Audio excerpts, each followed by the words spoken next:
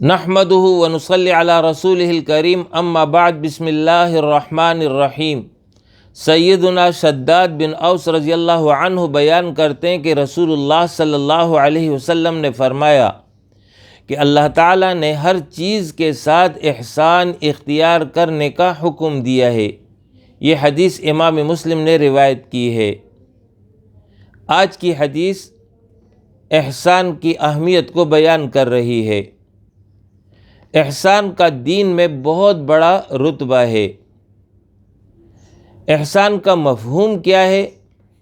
تو اس کو سمجھیے کہ یوں تو اردو میں اس کا مفہوم نیکی، بھلائی، حسن سلوک، مہربانی وغیرہ سے کیا جاتا ہے، جبکہ عربی زبان میں یہ وسیع مفہوم میں استعمال ہوا ہے۔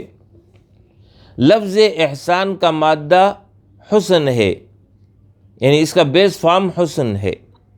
حسن کا معنی عمدہ اور خوبصورت ہونا ہے۔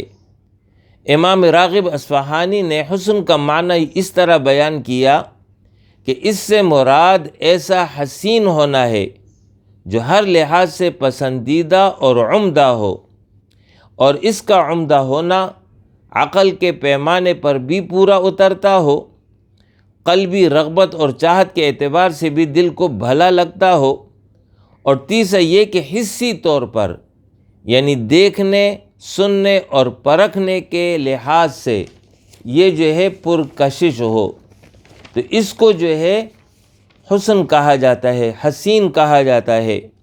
تو اسی سے احسان ہے۔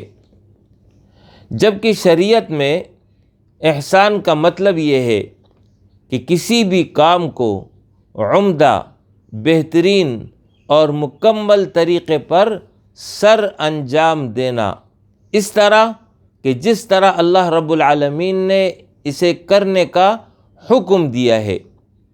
اس احسان کا تعلق عبادات یعنی نماز، روزہ، زکوٰۃ وغیرہ، معاملات یعنی باہمی تعلقات اور اس حوالے سے جو احکام لاگو ہوتے ہیں، اخلاقیات، ان سب کے ساتھ اس کا تعلق ہے۔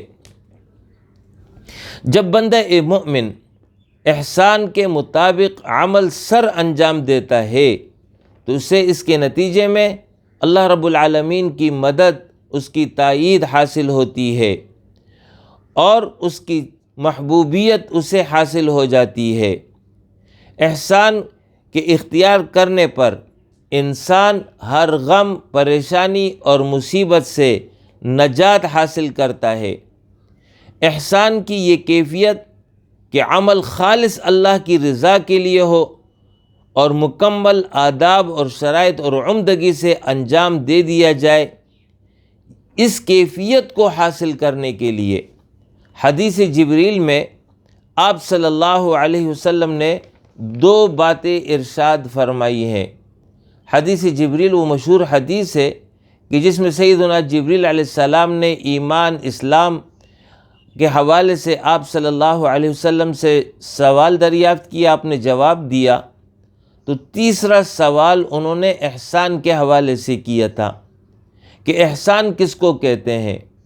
تو اس موقع پر آپ نے دو باتیں ارشاد فرمائی۔ پہلی یہ کہ اللہ کی عبادت اس طرح کرو گویا کہ تم اسے دیکھ رہے ہو، اور اگر یہ کیفیت پیدا نہ ہو کہ تم اسے دیکھ رہے ہو تو پھر یہ کیفیت تو تم پر طاری ہونی چاہیے کہ اللہ تمہیں دیکھ رہا ہے۔ تو یہ کیفیت اختیار کرنے کے نتیجے میں احسان حاصل ہوگا۔ لہٰذا جب یہ احساس پیدا ہو جائے کہ میں اپنے رب کو دیکھ رہا ہوں، اور اگر یہ احساس پیدا نہ ہو اور یہ کیفیت حاصل نہ ہو تو کم از کم یہ احساس تو اسے حاصل ہونا چاہیے، اس کا خیال اسے رکھنا چاہیے کہ میرا ہر عمل اللہ دیکھ رہا ہے، اور یہ عمل جو میں کر رہا ہوں اسے بھی وہ دیکھ رہا ہے۔ تو اس کے نتیجے میں عمل میں حسن اور عمدگی پیدا ہوگی، اور یہی احسان ہے۔ دوسری بات یہ سمجھ لیجئے کہ حدیث جبریل میں رسول اللہ صلی اللہ علیہ وسلم نے یہ فرمایا کہ اپنے رب کی عبادت اس طرح کر۔ تو عبادت کے حوالے سے یہ بات سمجھ لیجئے کہ قرآن اور حدیث میں جب لفظ عبادت آتا ہے تو اس سے مراد صرف نماز، روزہ، زکوٰۃ وغیرہ نہیں ہے، یہ تو فقہ کی اصطلاح میں عبادت کا مفہوم ہے۔ قرآن اور حدیث میں عبادت کا مفہوم یہ ہے کہ اللہ کی رضا اور اس کے پسند کے مطابق قول، عمل اور عقیدہ اختیار کیا جائے۔ مطلب یہ کہ اللہ کی اطاعت اور بندگی ہو، تو عبادت سے مراد اللہ کی اطاعت اور بندگی۔ تو اطاعت اور بندگی کا تعلق پوری زندگی سے ہے، تمام معاملات سے ہے اور تمام احوال میں ہے، یعنی ہر معاملے میں رب کی رضا کے مطابق عمل، یہ عبادت ہے۔ تو یہ عبادت عمدگی سے ادا کرنا احسان ہے۔ اس کے لیے یہ دو طریقے بتائے ہیں۔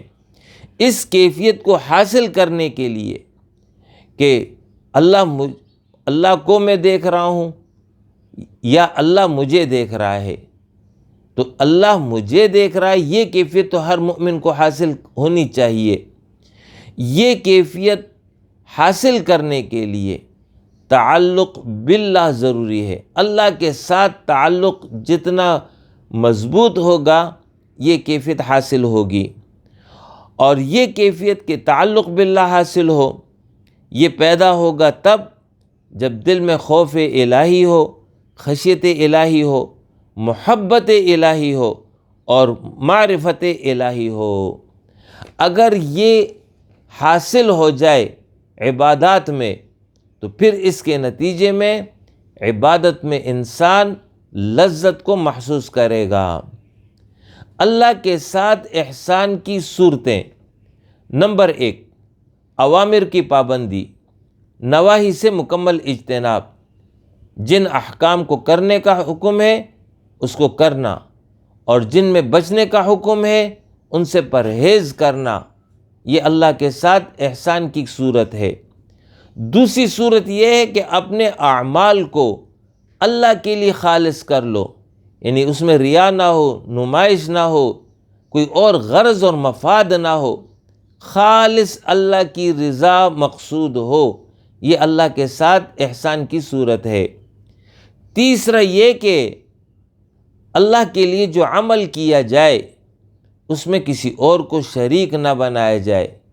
نماز ہے، روزہ ہے، زکوٰۃ ہے، باقی اعمال ہے، معاملات ہیں، اس میں صرف اللہ ہی کے حکم کی اطاعت مقصود ہو اور وہی الہ ہے تو اسی الہ کی عبادت ہو، اس کے ساتھ کسی کو بھی شریک نہ بنایا جائے، یہ اللہ کے ساتھ احسان کی تیسری صورت ہے۔ اسی طریقے سے الاحسان فی الصلاۃ، نماز میں احسان وہ یہ کہ کامل آداب اور شرائط کے ساتھ نماز ادا ہو اور فرائض کے ساتھ ساتھ مستحبات اور نوافل کا اہتمام ہو۔ احسان فی الزکوٰۃ، زکوٰۃ میں احسان یہ ہے کہ اپنے مال کا حساب رکھے اور اس سے زکوٰۃ نکال کر مستحق تک پہنچائے۔ احسان فی الصوم، روزے میں احسان یعنی اس کے تمام آداب اور شرائط کا خیال ہو، اللہ کی رضا کے لیے اس عمل کو خوشنودی کے ساتھ سر انجام دیا جائے۔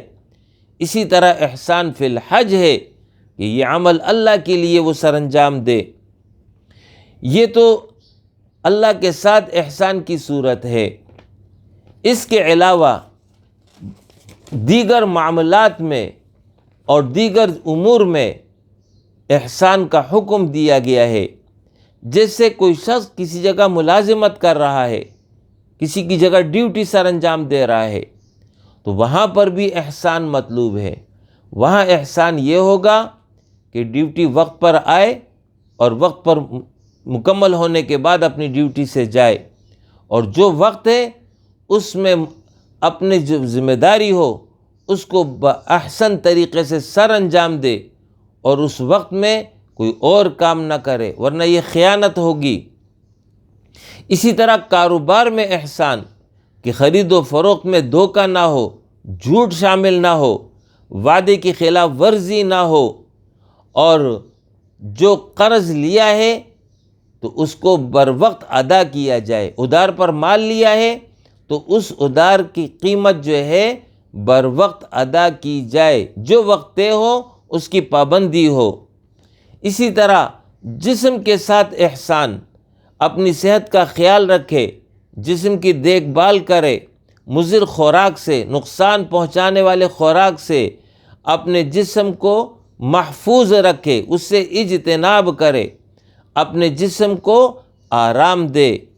روح کے ساتھ احسان، روح کے ساتھ احسان یہ ہے کہ ذکر الہی، تلاوت قرآن اور مسنون دعاؤں کا اہتمام ہو۔ اس سے جو ہے اس کے روح کو تسلی اور تسکین حاصل ہوگی، اطمینان حاصل ہوگی۔ اسی طرح مخلوق کے ساتھ احسان، اس میں بھی کئی قسمیں ہیں۔ والدین کے ساتھ احسان ہے، اولاد کے ساتھ احسان ہے، ان کے حقوق کی ادائیگی ہے۔ اسی طرح میاں بیوی میں ہر ایک پر ایک دوسرے کے حقوق ہیں، ان کی ادائیگی کا اہتمام ہو، یہ احسان کا معاملہ ہے۔ اسی طرح پڑوسی ہیں، رشتہ دار ہیں، ان کے حقوق ہیں، ان کو ادا کرنا اور حق سے زیادہ دینا، اپنے پر دوسروں کو ترجیح دینا، یہ سب احسان کی صورتیں ہیں۔ لہٰذا آج کی حدیث میں یہ حکم ہے کہ اللہ رب العالمین کا یہ فرمان ہے کہ ہر چیز کے ساتھ احسان کا معاملہ کیا جائے، تو اس کے نتیجے میں اللہ رب العالمین کی محبوبیت حاصل ہوگی، اس کا قرب نصیب ہوگا، اور آخرت میں رضا الہی حاصل ہو جائے گی، جنت حاصل ہو جائے گی۔ وآخر دعوانا ان الحمد للہ رب العالمین۔